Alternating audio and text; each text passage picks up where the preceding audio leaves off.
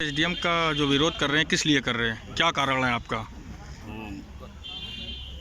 हम लोगों ने 18 तारीख को एक डीएम साहब को ज्ञापन दिया था कि डीएम साहब, एडीएम साहब और बोर्ड ऑफ रेवेन्यू राजस्व परिषद, उसका कोई अनुपालन, राजस्व संहिता का कोई अनुपालन ये लोग नहीं कर रहे हैं। सभी फाइलें यहाँ पर मिसलेनियस में चल रही हैं और धारा 76 जो सुमोटो हो जाना चाहिए, जो सरकार की ड्यूटी है, वो भी नहीं हो रही, इसलिए बाइकाट किया। इसलिए ठीक है, उसको ले रहे हैं। ओके कर ठीक है। ठीक, इधर करिए। हम लोगों के जो बहिष्कार चल रहा है इसलिए चल रहा है कि 18 तारीख को दिया था और हमारी मांगे जो हैं वो राजस्व संहिता के अंतर्गत हैं, उसकी नियमावली के अनुरूप हैं।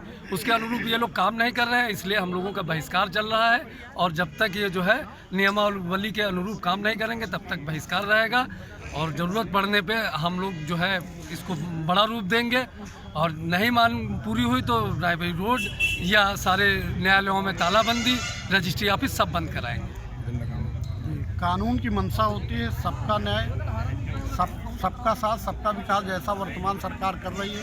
हमारी मांगें कानून के अनुरूप हैं। कानून कहता है कि क्रम पहले आओ पहले पाओ, जो क्रम से आएगा उसको पहले मिलना चाहिए।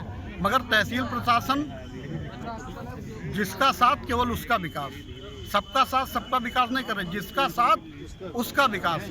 हमारा विरोध कोई ना एसडीएम से पर्सनल है, ना हमारा विरोध तहसीलदार से पर्सनल है। हमारा केवल जो इनकी कार्यकलाप है, इनका जो क्रियाकलाप है, उससे हमारा विरोध है।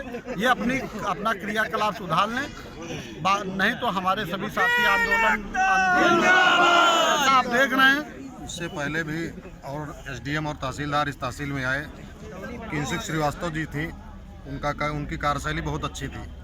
यहाँ तक कि यहाँ से जब ट्रांसफ़र होकर गई सरोजी नगर में, उनकी काफ़ी तारीफ हुई बार एसोसिएशन द्वारा।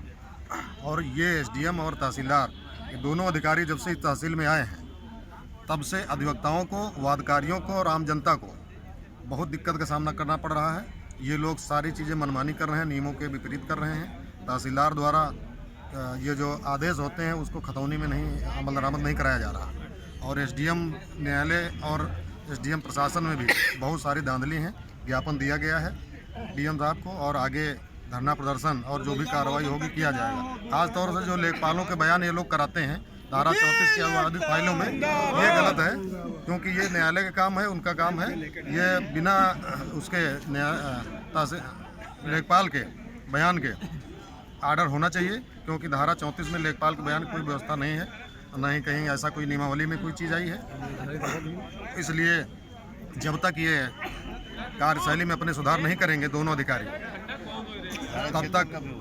और धारा 76 में ये राजस्व परिषद का सीधे जो है डायरेक्ट आर्डर एक है माननीय चेयरमैन साहब का कि धारा 76 अगर वो नहीं कराता है न्यायालय से और 5 वर्ष उसके पूरे हो गए हैं राजस्व संहिता लागू होने के बाद, तो ये मान लिया जाएगा कि वो संक्रमणी भूमि घोषित हो गया है।